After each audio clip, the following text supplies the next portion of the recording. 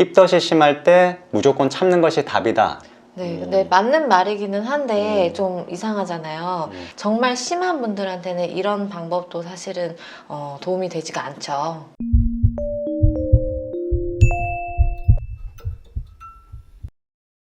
안녕하세요. 랜선 조치의 양 원장. 오 원장입니다. 네. 네, 오늘은 어떤 이야기를 해볼까요? 예, 임신이 부부에게 있어서 너무나 행복하고 반가운 소식인데 엄마에게 힘든 증상이 나타나면 기쁜 일만은 아니라고 말씀하시는 분들이 있거든요. 네, 충분히 공감이 되는 것 같아요. 아이가 있어도 내 몸이 힘들면 그런 생각이 들 수가 있죠. 대표적으로 알려진 증상 중에 하나가 입덧인데, 입덧은 열에 7, 8분 정도가 겪을 정도로 흔하게 나타나고, 그 중에 두세 분은 아예 일상생활이 어려울 정도로 심하게 나타나기도 하더라고요.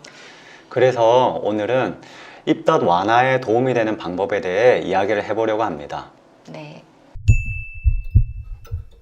임신 기간에 체중이 늘어나는 게 당연하지만 오히려 탈수나 체중 감소가 나타나는 분들도 계시는데요.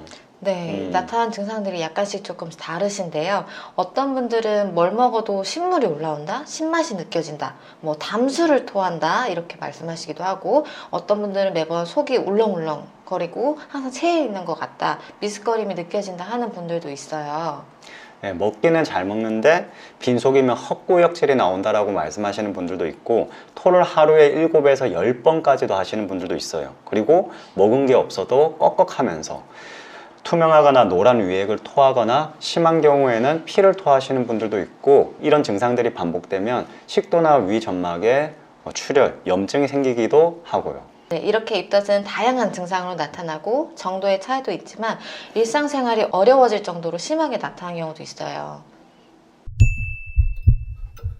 그럼 심한 입덧은 무조건 참으면 알아서 지나갈까요?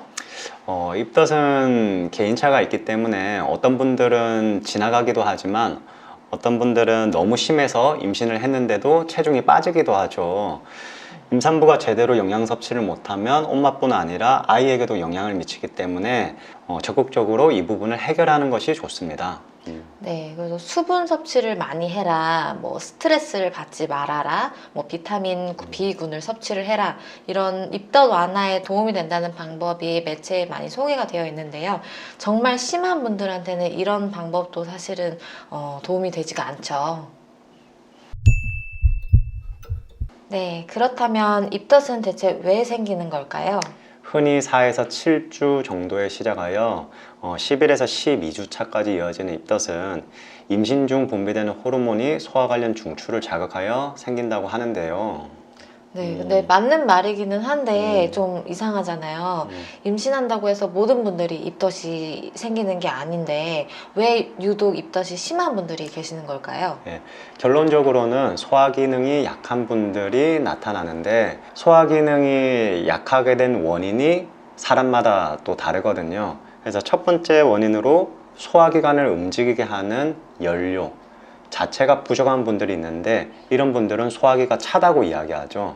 네, 두 번째 원인으로는 소화기관을 움직이게 하는 연료 자체는 괜찮은데 움직이지 못하게 방해하는 요소들이 있는 경우가 있어요. 그래서 예를 들면 신경적인 요인, 내가 너무 신경을 많이 써서 긴장이 돼서 소화가 잘 안 되는 거죠.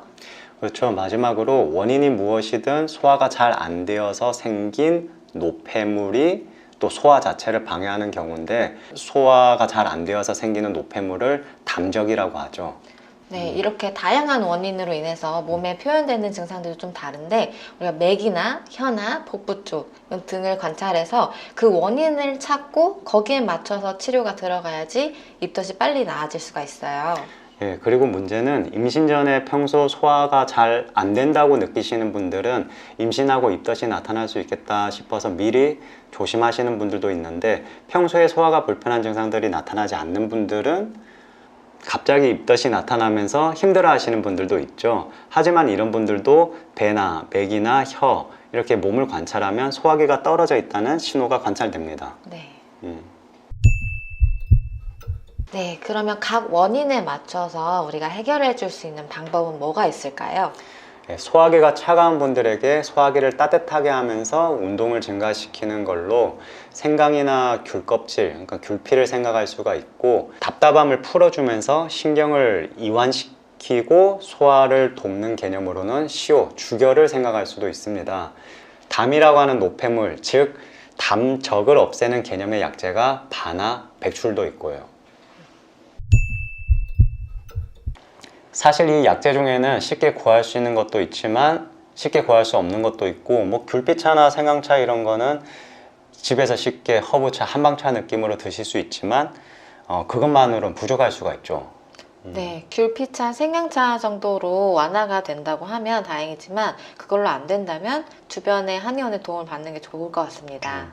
그리고 임신 중에 한약 자체를 먹어도 되는지 의아해 하시는 분들도 있는데, 백출 이런 약재가 생소하게 들릴 수도 있겠지만 조금만 인터넷 검색을 해봐도 친근한 약재라는 걸 알 수가 있고, 저희들이 많이 사용하는 생강이나 뭐 귤피, 그리고 자소엽, 자소엽은 깻잎인데 뭐 임신했다고 해서 이런 약재들을 먹지 말라는 법은 없죠. 네, 그렇죠. 한약, 즉 자연에서 얻은 약재로 입덧이 너무 잘 치료가 되는데 아이 걱정이 쉽사리 복용하지 못하시는 분들을 보면 좀 안타깝기도 해요.